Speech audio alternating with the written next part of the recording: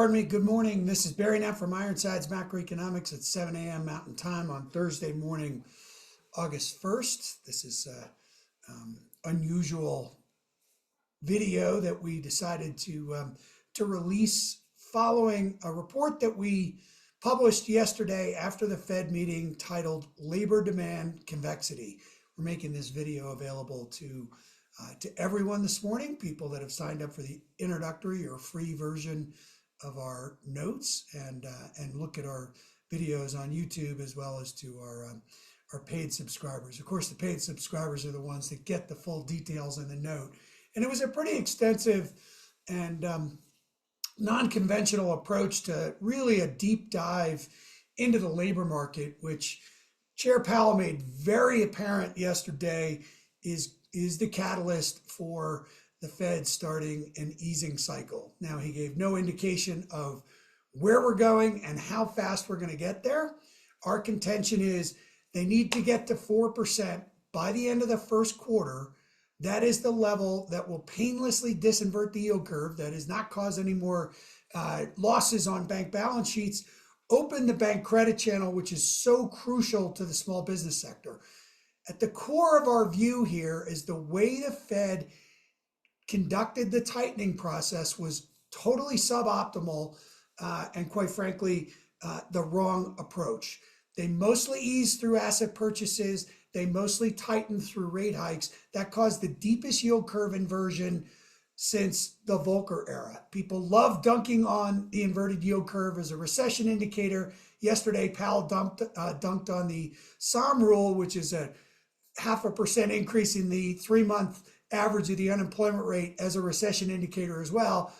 But the issue with dunking on the yield curve as a recession indicator is that we've only had a couple of occasions where the yield curve was this deeply inverted. It happened in 1973 before that deep recession, and it happened in 79 and 80 before the very deep recession when I was studying economics, so many years ago, 40 years or so.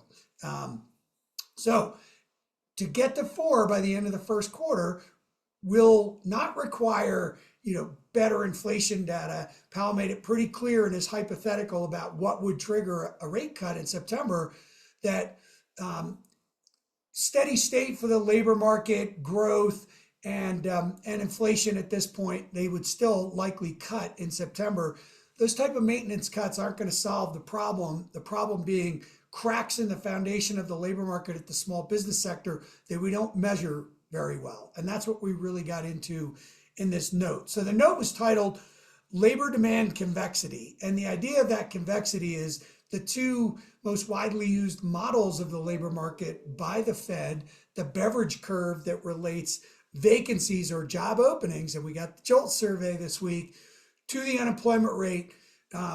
Looks like it's a little bit above the curve, but if we correct for bias in small business job openings and the way they estimate that, we're probably right at this maximum point of convexity, meaning any further weakening of demand would cause a nonlinear or really rapid increase in the unemployment rate. The same is true of the Phillips curve, which relates wages to the unemployment rate. We got very little wage data this quarter. The Atlanta Fed stopped publishing their wage tracker. We got the employment cost index yesterday morning before the Fed meeting, and it was weak for everything but government jobs. It's a whole other story. We could talk about the fiscal spending that was evidenced in job openings, where you had a big surge in state and local job openings, wage growth from the government sector, which rarely runs above the private sector. That's not supposed to be the deal. You get a job with the government, maybe make a little less money, but you never get fired. During recessions, wages from the private sector will go up more than they do for the for the government sector will go up more than they do for the private sector. But right now, those wages are surging higher while the private sector goes down. That notwithstanding, it's pretty clear that we're at maximum convexity in that Phillips curve as well, meaning any further weakening of demand, wage growth is going to come down sharply and unemployment's going to go up sharply. It is time for the Fed to react. Between now and the September meeting, we're going to get tomorrow's payroll report, which is what this note was all about, as well as the first estimate of the benchmark revision to non-farm payrolls that could very well and is likely to show 1 million fewer jobs in the year ended March of this year. And we'll get another employment report. Those are the key indicators. We're also going to likely get a downward revision to the first estimate of GDP, something Powell cited repeatedly yesterday. To me, it looks very obvious that they're going to revise down the capital spending numbers in the equipment category, and that'll basically bring core real final sales to private domestic purchasers. Powell kept using an acronym for that. That'll get likely revised down from 2.6 to 2, more like potential growth. And that whole argument that the economy is still strong and resilient will probably crumble a little bit by the time we get to September as well, which is why we think they could end up going 50. But first, tomorrow's report. The unemployment rate's expected to be unchanged at 4.1%. This is above the Fed's June Summary of Economic Projections forecast of 4 for the end of the year. Using the Conference Board labor differential, jobs plentiful, less jobs hard to get, a survey that's been around since 1967, we could very well get a 4.25 unemployment print tomorrow and a 7.8% print on the U6 underemployment rate. So there's risk there. The work week is expected to be unchanged, though this is at last cycle's low and pretty close to this cycle's low at 34.3. That could go down based on the regional Fed, manufacturing, and service sector surveys. The headline payroll number we have less conviction on, but based on ADP, where small business employment is very weak, there's some downside risk to that, but we still think they're mismeasuring small business employment, and we'll find that out on August 21st when we get that benchmark revision. And then wage growth, as I said, we didn't get very much information on wage growth this quarter, but what we finally got from the employment cost index was softer than expected and is clearly headed lower. The big problem that we saw in this week's data, in addition to the Conference Board data, was through the JOLT survey, labor market churn, a measure known as worker reallocation, has absolutely collapsed. We got to record levels during the great reallocation from mid-21 when the lockdown measures were being rescinded to mid-22. The worker reallocation, which is the quarterly sum of hiring and separations, that's turnover in the labor market, went to 28%.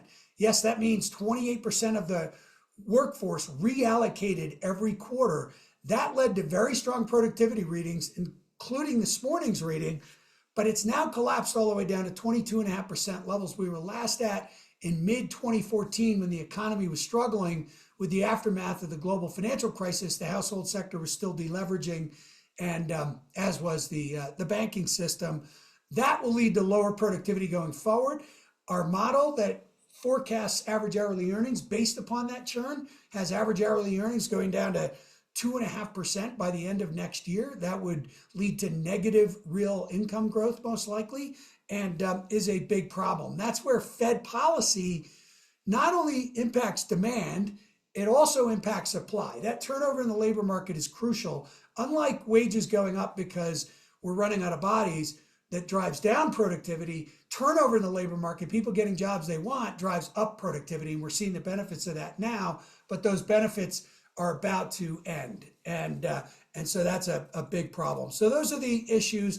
Bottom line is we think that the labor market is decidedly weaker than the Fed does, although the Fed has clearly woken up to it and is the reason that they're about to start cutting rates. But we think they're going to need to cut them a little more aggressively than they currently believe. So that's it for me.